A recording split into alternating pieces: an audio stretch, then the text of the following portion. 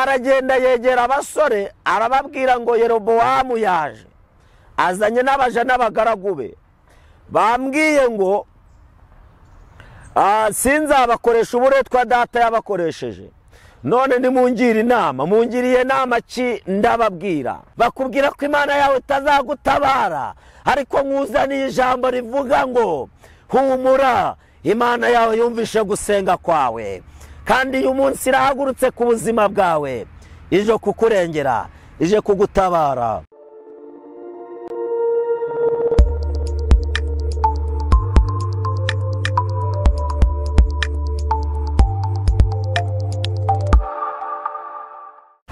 Yesu ashimwe inshuti z'umusaraba, ni mwene so ubasuhuza musangiye gucungurwa n'amaraso ya Kristo nk'uko mubimenyereye ni Gatete Evode ku byiringiro by'Abera TV.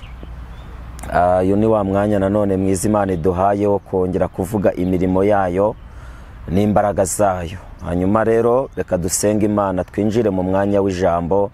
Nk'uko mubimenyereye ijambo ry'Imana niryo rirema, ijambo ry'Imana niryo ritubeshejeho, buri muntu wese uriho abayeho kubw'ijambo ry'Imana, kuko Imana ijya kukurema yavuze ijambo rimwe, iravuga ngo baho urangije ubaho.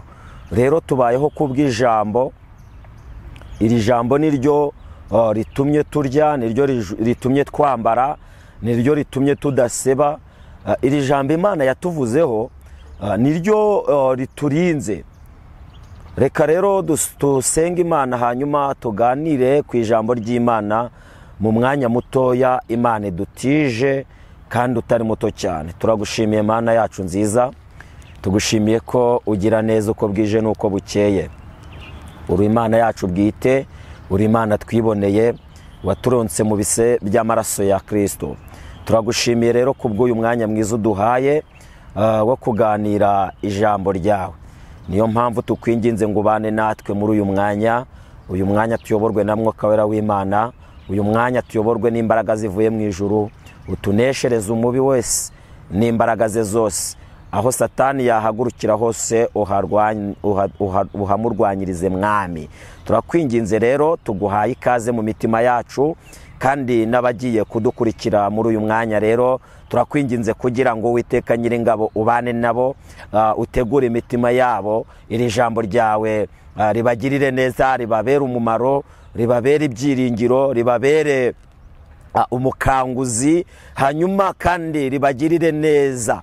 Turabasengeye kugira ngo abatwumva bose mwami, iri jambo rizana impinduka mu buzima bwabo, rizana impinduka mu bugingo bwabo, rizana impinduka mu bikorwa byabo, rizana impinduka aho batuye, rizana impinduka aho bakorera. Iri jambo ry'Imana ribagirire neza, ribabere inkomezi, kandi Imana y'amahoro ibatabare, ibarengere. Urakoze rero, yaba umuntu wese waba udukurikiye ari mu Rwanda cyangwa hanze y'u Rwanda, turasenze kugira ngo Umwuka Wera w'Imana muzeho, imbaraga z'isomba byose zimumanukire muri uyu mwanya. Urakoze kubikoze kandi ubikore kwiyubahisha. Rero tegeko uganze ushyirwe hejuru kuko Imana ishobora byose mu izina rya Yesu, amen. Munyemerere dusome ijambo ry'Imana dusanga mu gitabo cya kabiri cy'Abami, dusome ibice byaho 19, hanyuma dusome umurongo wa 20. Igitabo cya kabiri cy'Abami ibice byaho 19, hanyuma dusome umurongo waho wa 20. Hanyuma titire y'amagambo iravuze ngo Yesaya ahanura ibizaba ku mwami wa Ashuri azize umurengwe. Hanyuma Yesaya mwene Amosi atumwa kuri Hezekiya ati, Uwiteka Imana ya Isiraheli iravuze ngo, kuko wayisabye kukurengera kuri Senakeribu umwami wa Ashuri, irabikwemereye, amen. Imana y'amahoro ishimwe cyane kubw'uyu mwanya mwiza iduhaye wo kuganira ijambo ryayo. Ijambo ry'Imana nk'uko natangiye mbivuga rirarema, ijambo ry'Imana ribeshaho, ijambo ry'Imana ritanga ubuzima. Imana y'amahoro ihimbazwe. Uyu nguyu ni umwami witwa Hezekiya. Hezekiya mwene Ahazi mwene Yotamu. Hezekiya aba bombi bakomoka i Buyuda. Iki ni igihe igihugu cya Isiraheli cyari cyaracitsemo kabiri. Cyacitsemo kabiri ku ngoma y'umwami witwa Rehobowamu. Uyu Rehobowamu yari umuhungu wa Salomo. Ariko ubwo Salomo yatangaga, himye uyu muhungu we witwa Rehobowamu. Uyu Rehobowamu ayobora iki gihugu cya Isiraheli, ariko ngo mu gihe yari ayoboye hari umugaragu wa Salomo witwaga Yerobowamu, ngo yari yarahungiye muri Egiputa ahunze uburetwa bw'umwami witwa Salomo.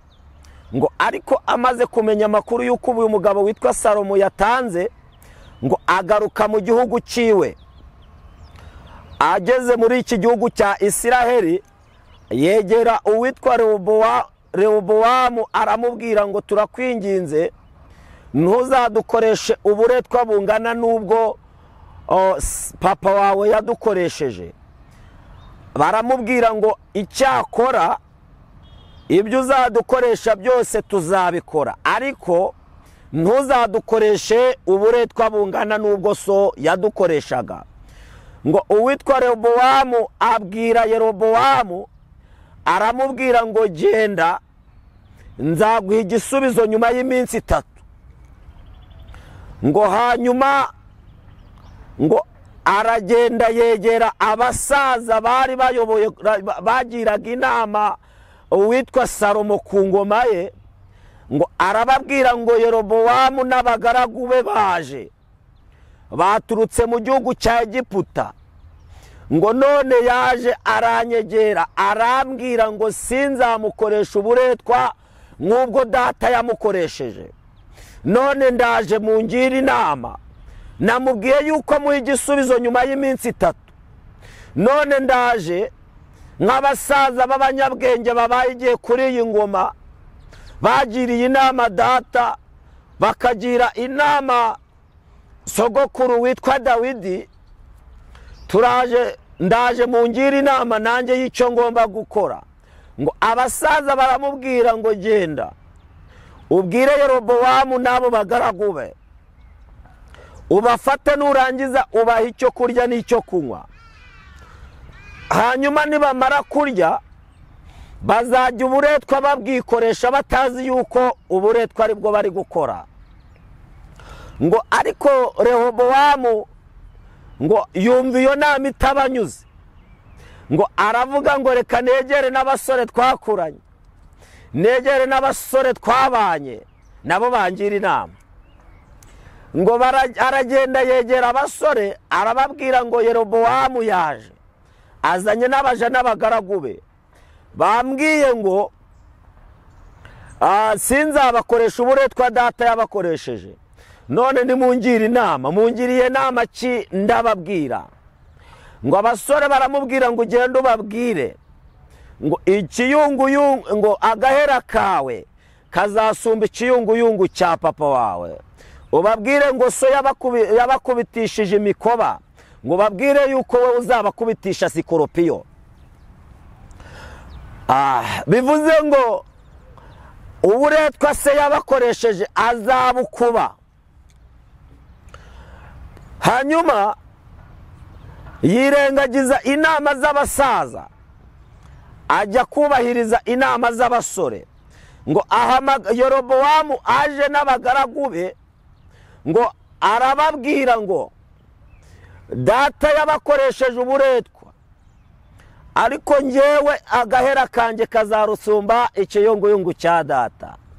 Barababwira kandi ngo data yabakubitishaga imikoba, njyewe nzabakubitisha sikoropiya. Hanyuma ngo ako kanya Yerobowamu ngo ahita yigumura, aragenda n'abajabe n'abagaragu baramukurikira. Ngo ako kanya igihugu cya Isiraheli gicikamo kabiri, imiryango 10 ikurikira uwitwa Yerobowamu ngo baragenda bajya mu majyaruguru igihugu cya Isiraheli bagira umurwa mukuru witwa Samariya. Hanyuma uwitwa Rehobowamu asigarana imiryango ibiri aguma mu majyepfo igihugu cy'Uyuda igira umurwa mukuru witwa Yerusalemu. Ntago mbitindamo, aya mateka ni maremare.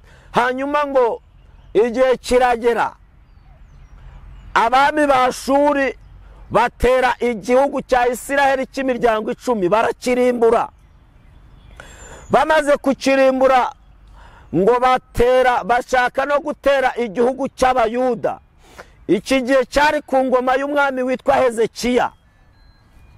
Imana y'amahoro ihimbazwe. Ngo abami ba Ashuri bandika inzandiko ku murongo wa 14 ngo bamaze kwandika inzandiko, ni muri bibice 19 umurongo wa 14, ngo bandika inzandiko bazandikira Hezekiya barazimwoherereza. Birashoboka yuko nawe hari inzandiko wakiriye, inzandiko ziguca intege, inzandiko zigutuka, inzandiko nyinshi urazakira. Ngo aba bami bandikira uwitwa Hezekiya ngo baziha intumwa ziturutse muri Ashuri bazizanira Hezekiya, ngo Hezekiya arazakira. Amaze kwakira izi nzandiko arazisoma. Amaze kuzisoma asangamo amagambo atuka Imana ya Isiraheli, asangamo amagambo avuga ko Imana itazamukiza. Bakora ikosa baravuga ngo Imana yiringiye imeze nk'urubingo rusatuye, ngo kandi ruzamutobora ikiganza. Baravuga ngo Imana wiringiye nta kintu izakumarira Hezekiya. Batanga ingero nyinshi. Baravuga ngo abami ba Ashuri barimbuye amahanga akomeye, bamuha ingero z'ahantu barimbuye. Baravuga ngo twarimbuye ahantu henshi hakomeye. Baravuga ngo twarimbuye ubwami bukomeye. Baravuga ngo n'ikimenyimenyi abami ba Isiraheli bari hehe, twaraharimbuye. Imana ishimwe. Ngo ariko Hezekiya amaze kwakira izo nzandiko, ngo ahera ko arazakira arazisoma, ngo afata umwanzuro amaze kubona ibirimo, ngo ahera ko arazamuka ajya imbere y'Imana gusenga. Ngo arangije ahamagara Imana aravuga ngo Imana yanjye, Imana ya Isiraheli, ni koko abami ba Ashuri barimbuye ayo mahanga n'ibihugu byayo barabirimbuye rwose. Ariko atanga ingero aravuga ngo umva impamvu babirimbuye, nuko zitari Imana nyamana, ahubwo Imana barimbuye ni Imana zaremwe n'intoki z'abantu, ni Imana zaremwe mu biti, ni Imana zaremwe mu mabuye, nicyo gituma bazirimbuye. Aravuga ngo none Uwiteka Mana yacu, turakwinginze udukize amaboko ye, udukize amaboko y'umwami wa Ashuri, udukize amaboko ya Senekeribu. Mwene data, Imana y'amahoro igukiza amaboko y'ibintu biri kukurwanya. Hari ibintu byinshi bikugose, hari intambara nyinshi uri kurwana, hari ibigeragezo byinshi uri kurwana, ariko Imana ntigukiza amaboko yabyo. Ngo arimo arasenga, Imana y'amahoro yumva gusenga kwe. Imana y'amahoro yumva gusenga kwa Hezekiya. Ireba Hezekiya uburyo yirengagije imiryango ye, ireba Hezekiya uburyo yirengagije abajyanama be, akabareka akajya imbere y'Imana gusenga. Imana ihagurutse uwitwa Yesaya mwene Amosi, ramubwira ngo genda ubwire Hezekiya ngo kuko wansabye kukurengera kuri Senekeribu umwami wa Ashuri, ndabikwemereye. Umva mwene data, warasenze, wahuye n'ibibazo bikomeye urasenga, ariko reka nkubwire, nkuzaniye ijambo ry'ihumure ngo kuko wasabye Imana kukurengera muri icyo kibazo irakurengeye. Nkuzaniye ijambo riguha ibyiringiro kuko wasabye Imana kukurengera kuri ubwo bushomeri irakurengeye. kuko wasabye Imana kukurengera muri ayo makuba, irakurengeye. Kuko wasabye Imana kukurengera muri ibyo bigeragezo, irakurengeye. Nkuzaniye ijambo riguhumuriza, rikubwira ngo kuko wasabye Imana kukurengera muri uyu munsi, kuri iyi tariki, Imana irakurengeye. Imana yumvisha gusenga kwawe.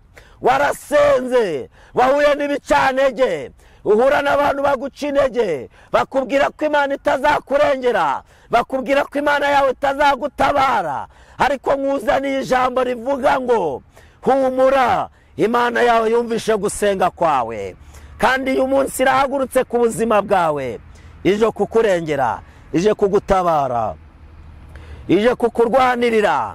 Warwanaga intambara ukabona ntizirangira, ukaguma mu bushomeri, ukabura akazi, ukaguma mu bukene bukakubaho karande. Ariko uyu munsi kuko wayisabye kukurengera muri icyo kibazo cyawe, uyu munsi irakurengeye mwene data. Humura, shyira umutima hamwe, Imana y'amahoro yumvishe gusenga kwawe. Tugiye mu mwanya wo gusenga Imana, tugiye gusenga Imana, ariko ugumane kwizera kandi ushikame usenge. Uru rugamba uri kurwana, Imana iri kurubona, kandi ije kukurengera, ije kugutabara, ije kugutabara mu bundi buryo, ije kunyuraho abantu batareba, ije kunyuraho abantu batazi. Inzira z'Imana ni nyinshi. Imana uyu munsi irahagurutse, muri iki gitondo irahagurutse, ije kukurengera. Kuko wayisabye kukurengera muri ako kazi, irahagurutse. Kuko yaje kukuregwa, yisabye kukurengera mu rugo rwawe, Imana irakurengeye. Kuko wayisabye kukurengera mu byo ukora byose, Imana irakurengeye. Imana kuko wayisabye kukurengera mu buzima bwawe bwa buri munsi, Imana irakurengeye. Imana irakurengeye mwene data, aho uri hose unkurikiye, niwakira ubu buhanuzi. Imana irakurengeye, Imana irakurengeye, Imana ikugiriye neza, Imana iragutabaye. Imana ntabwo izagukoza isoni, Imana ije kukugirira neza.